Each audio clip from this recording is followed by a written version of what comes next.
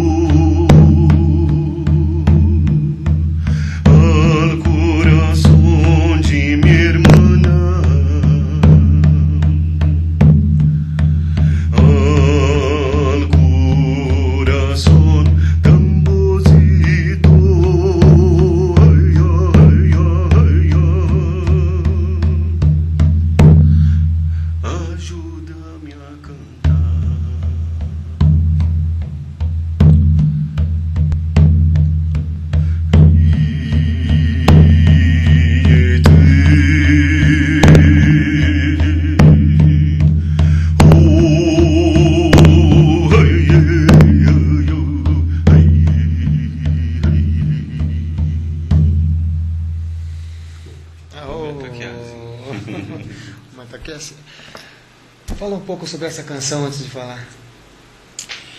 Essa é uma canção que ela fala da medicina do tambor.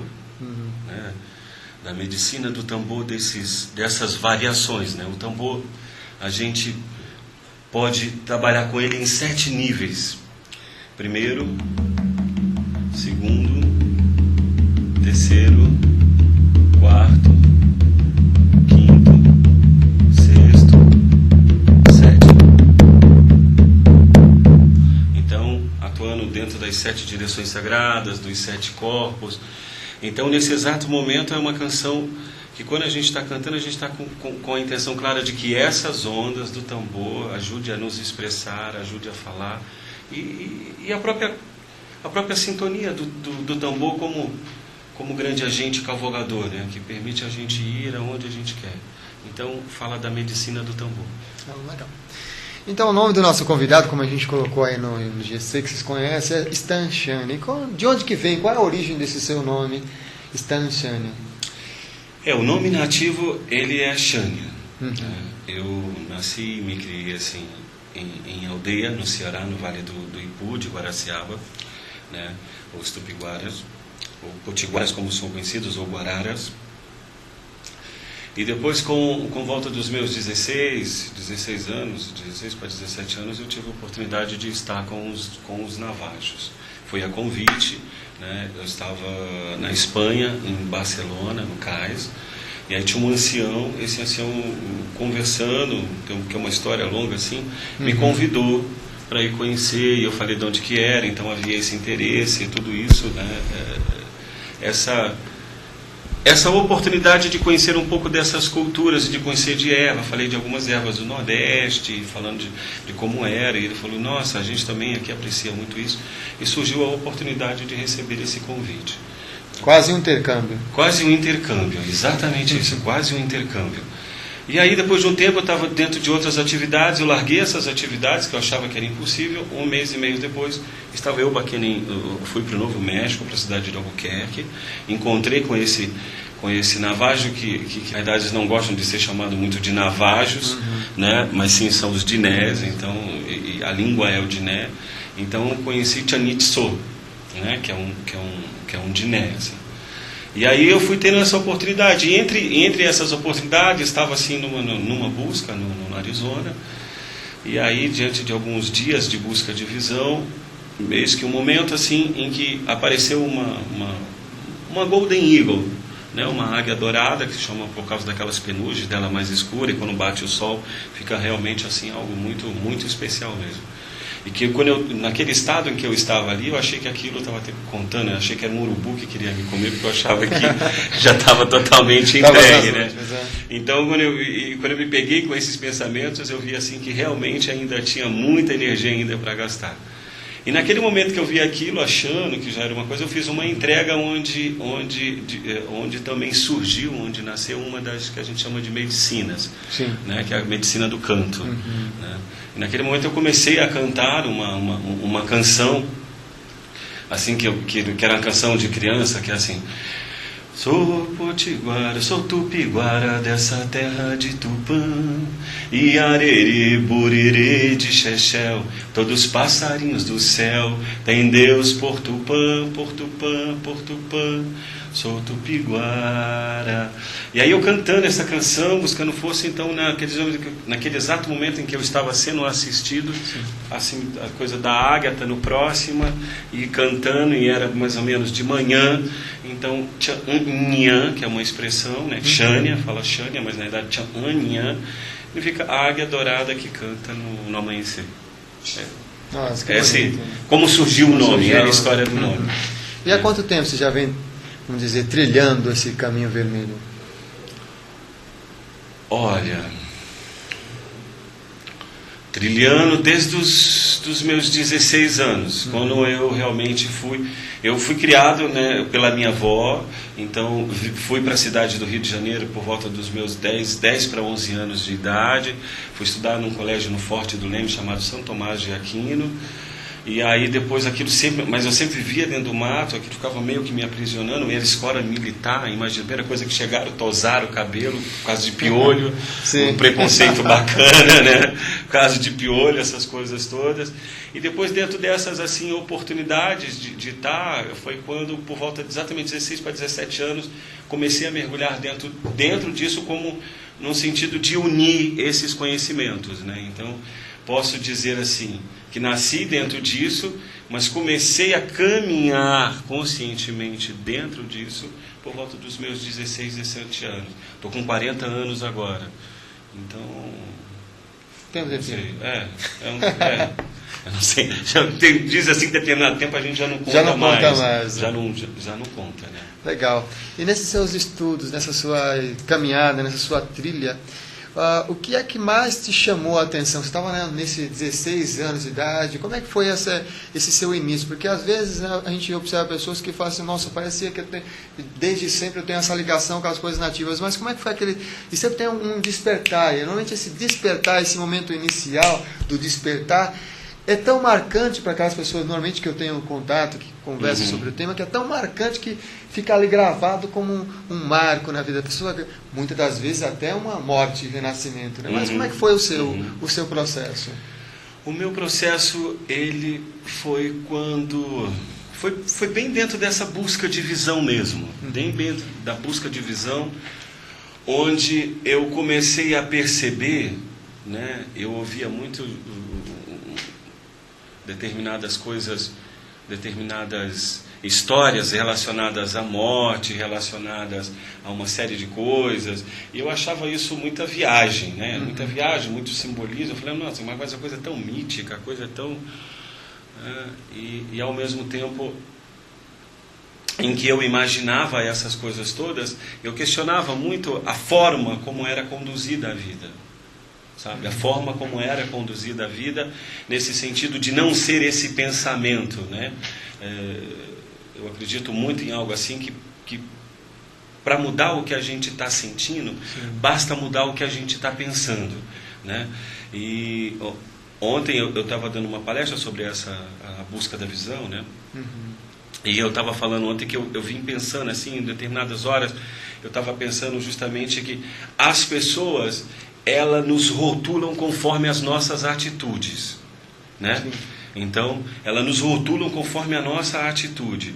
Ao mesmo tempo, as nossas atitudes são moldadas pela qualidade do pensamento que temos, né?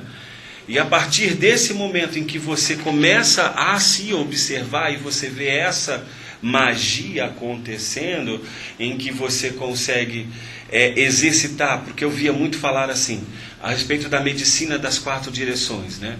Então, conforme eu aprendi, leste como eu vejo, oeste como eu penso, sul como eu sinto, norte como eu expresso. Então, todos esses pontos de visão, de você se ver dentro e fora da situação, de você mergulhar dentro dos seus medos, de você buscar, né, essa profundidade, depois de um mergulho no teu masculino, depois de um mergulho no teu feminino, é onde você vai para a tua criança, onde você vai para o teu campo de sentimentos, onde você joga essa pedra nesse espelho e vê as várias personas, várias coisas que são criadas e que são repetições de comportamento que não são seus, que não são seus, e que esses modelinhos todos, e aí você vai para... E quando eu vi isso acontecendo na minha vida, essa coisa toda, eu pirei, entendeu? Eu pirei, que eu falei assim, nossa, mas olha como que é isso, né? Olha aquele conselho que a minha avó falava, olha agora acontecendo, né? Mas eu sabia que eu não ia dar conta daquilo, que tudo aquilo que eu estava vendo ia ser um resultado somente de uma prática, que é a história que a gente, né, aprende dentro desse caminho, que é caminhar conforme as palavras, né? E como caminhar conforme as palavras, a gente vai dar tropeço nas nossas palavras. E quando eu vi essa possibilidade, eu fiz uau. Aí bateu aquele uau, né? Aquele uau de falar, não, eu não quero seguir esses modelinhos, eu não quero seguir essas coisas todas. Você se questionava, então, né? Assim, eu não vou ser normal, eu quero ser natural. Isso que chamam de normal, né? Esse natural, desse natus, dessa magia, né? Dessa celebração, porque é uma celebração o tempo inteiro. As pessoas me perguntam, olha, então, para que serve cerimônias? Eu digo, todas as cerimônias apontam para o mesmo local, o caminho do coração. Se não estiver apontando para isso, saiba que não é uma celebração, não é uma cerimônia. É apenas uma encenação. É apenas uma encenação que, enfim, está cheio por aí. E nós temos aqui participações aqui via chat, a gente, inclusive você que está acompanhando a gente, você pode estar mandando aí suas questões, suas sugestões, aqui via chat ao vivo, nós estamos ao vivo aqui pela TV Biosegredo. E a Marisa, ela está dizendo aqui, olá Stan. Olá. Muito feliz por poder te ver e ouvir o som do seu tambor. Beijos. Para você também, Samuel, ela está acompanhando aqui, Marisa de São Paulo. A Cláudia do Rio de Janeiro. Arro, meus queridos, passando a deixar beijos a todos, está aqui na sintonia também a Cláudia. A Ana Líria. Samuel, gratidão pelo programa, está muito amor e luz para você, gratidão pelo lindo caminhar que inspira a vida. Sigamos conectados. Arro.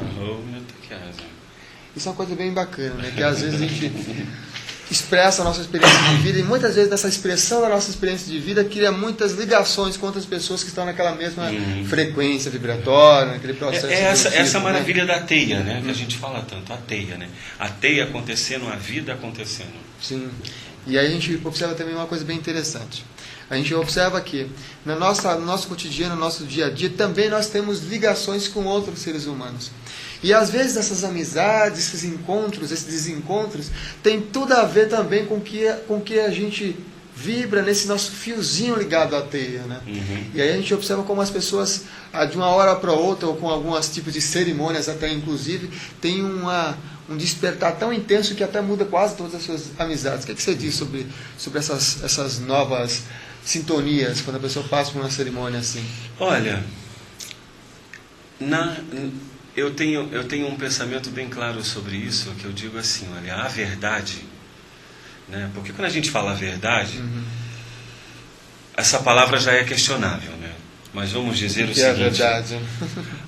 Vamos chamar então de presença, né? Quando você está presente no que você está fazendo, quando você tem consciência. Então, aqui agora, nesse exato momento, eu estava vindo para cá e estava vendo, sabe, eu segurando uma sacola preta no metrô e tal, com um tambor dentro. Eu falei, nossa, é a terceira vez que eu estou andando de metrô, saindo lá de Cotia, e celebrando esse momento e me vendo dentro disso, e ao mesmo tempo estando extremamente satisfeito por essa oportunidade da gente estar celebrando, da gente estar conversando, da gente estar aqui se divertindo, estar trocando, estar se relacionando, e com consciência. E se isso é feito com consciência, qualquer coisa que vai prejudicar, seja esse corpo, seja esse sentir, seja esse pensar, seja isso que a gente acredita, a gente imediatamente se posiciona. Né? Então, qual é o resultado disso? O resultado, quando você começa a se posicionar, vai chocar quem não está dentro disso? Vai. Né? Vai decepcionar? Vai decepcionar. Mas se for amigo, vai celebrar junto e vai dizer, olha, eu quero dizer que eu não tenho nada contra você, só não concordo com o que você faz. Então o problema não é você, o problema é sua atitude. Mas eu não estou dizendo que é um problema, estou só dizendo a forma que isso ecoa dentro de mim. Então deixa de existir culpado. Deixando de existir culpado, deixa de existir vítima. E esse é um convite que revoluciona a vida da pessoa. Né? Revoluciona porque tudo aquilo que está sustentado numa mentira se afasta. E às vezes, inclusive, os chamados amigos queridos. Né? Então, o que pode causar? Causa isso. Por que causa? Porque é uma revolução. Porque onde vai numa cerimônia, vai num caminho, onde não importa se a cerimônia é do X, é do Y, mas tem coração, e aquilo pulsa junto, isso causa uma revolução. Por que causa? Porque chama você para a presença, chama você para que você tenha responsabilidade sobre quem você é, sobre o que você quer ser, sobre as suas escolhas, a consciência das tuas escolhas, para que você seja feliz, esteja feliz com as suas escolhas. Então isso causa uma revolução grande. Se é que podemos chamar isso de uma revolução. Eu até afirmo que é como se fosse, como um amigo já falou alguns anos atrás, eu acho que nesse momento que nós vivemos agora, a gente vive uma espécie de revolução silenciosa, onde aqueles que têm aquela possibilidade de sentir realmente um chamado interno, um chamado do coração, um chamado dessa verdade, um chamado de ser realmente o que se é, com todas as qualidades, reconhecendo também aquelas partes que são os defeitos, trabalhando isso daí tudo no seu caminhar, essas pessoas, elas têm, vamos dizer, elas têm um maior aproveitamento dessa grande oportunidade, dessa revolução silenciosa, porque se nós observarmos, está tudo muito mais intenso. Então, e tem uma coisa que é assim, olha, quando a gente fala de oportunidade, o tempo inteiro é uma oportunidade. Mas só é uma oportunidade se você estiver presente. Porque se você estiver dormindo, ela passa. Sim. Então, ou seja, aproveitar a oportunidade é você estar presente. E você estar presente é você ter a consciência do que está acontecendo na sua vida. Né? E é muito interessante isso, porque o que acontece? Né? As pessoas acabam se prendendo, muitas das vezes, a rótulos dentro do próprio caminho xamânico, né? Que acham que o xamanismo é só bater tambor, acham que é só fazer tenda, acham que é só fazer sandêncio, acham que é só fazer long dance, busca de visão, tomar plantas, né? Tomar plantas de medicina, e quando na realidade tem todo um ensinamento diário, uma prática diária tão antiga quanto qualquer uma outra que esteja aí. Entende? Apenas é um conhecimento que é passado de forma oral, né? Onde tem os ensinamentos do caminho, que a gente chama de caminho vermelho, né? Os ensinamentos do caminho vermelho. Então, quando a pessoa se dá conta disso e ela se acorda e ela faz exatamente isso dentro dessa oportunidade, nossa, isso é uma grande revolução mesmo. Uma coisa interessante também, né? A gente fala sempre do caminho do coração. E aí, por exemplo, se tiver um internauta que está lá se perguntando, e como é que eu faço então para mim realmente estar nessa presença, estar pulsando nesse meu coração? Como é que eu faço para mim realmente ouvir a minha verdade, né? O que é que o xamanismo poderia me inspirar nesse meu momento presente, que às vezes até posso considerar, por exemplo, pode estar acompanhando, considerado como sendo uma crise? O que acontece é que, assim, é muito importante, porque dentro desse caminho a gente aprende muito a reconhecer aquilo que a gente já tem. E se é algo que a gente já tem, significa que não está perdido, que não precisa ser buscado, né? E se não precisa ser buscado, precisa ser assumido. E se precisa ser assumido, precisa de coragem, né? Seguir o caminho do coração nada mais é do que você estar consciente daquilo que te faz bem. Então a gente pode dizer que tem 2 mandamentos. Vamos dizer assim, existem 2 mandamentos. Seguindo esses 2 mandamentos, é bem tranquilo. Qual o primeiro mandamento? Primeiro, não fazer nada que agrida o seu corpo, agrida o seu sentir, agrida o seu pensar, ou que agrida aquilo que você acredita. Segundo, não fazer nada que agrida o corpo do outro, a forma que o outro sente, a forma que o outro pensa, a forma que o outro acredita. O resto pode tudo. Entende? Então, se tem alguma coisa que está violando o caminho do coração, né? Amor, se tem alguma coisa em que você está passando por cima de você, que você está violando o seu corpo, você está violando a sua saúde, isso é amor? Não. Então, qual vai ser o caminho do amor? Qual vai ser o caminho do coração? Você se responsabilizar por aquilo que você é e você assumir aquilo que você é. E aí quando você percebe que deixa de existir essa busca e passa apenas a existir esse compartilhar, isso aqui agora, que de maneira nenhuma aqui tem eu sei mais, você sabe mais, nós estamos compartilhando as nossas experiências únicas. Somos seres únicos, somos seres especiais. Então, à medida em que você assume isso, assume essa tranquilidade, se olha no espelho e fala assim, eu sei, a minha busca por mim acabou, estou eu aqui, agora o que é que eu quero fazer com isso? O quanto eu estou disponível para me amar. Esse é o caminho do coração. Essa coisa bem interessante que nessa última experiência que a gente teve nos Estados Unidos, um dos elders falou assim, né, nos momentos da cerimônia, né, comentou assim, que é uma coisa que é bem interessante. Nós vivemos no nosso dia a dia sempre buscando sempre alguma coisa, buscando alguma coisa.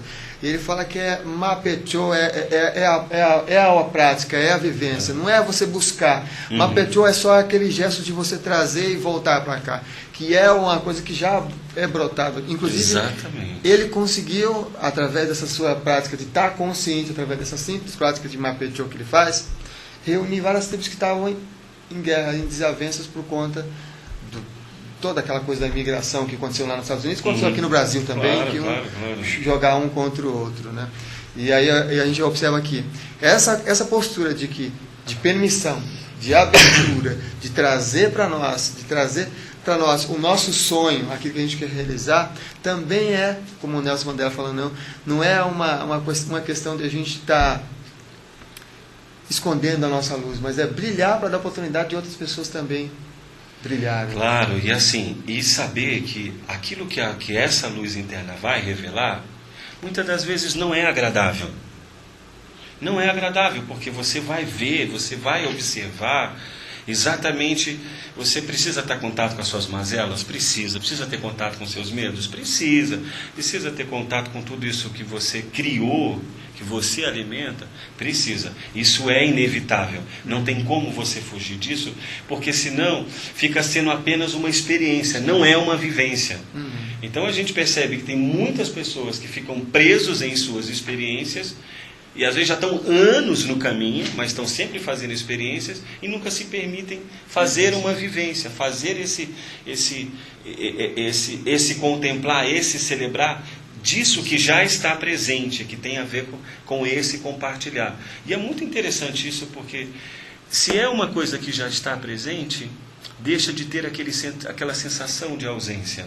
Porque as pessoas estão muito assim, ou com sensações de que falta alguma coisa, está sempre faltando algo, ou a sensação de que precisa sempre de alguma coisa.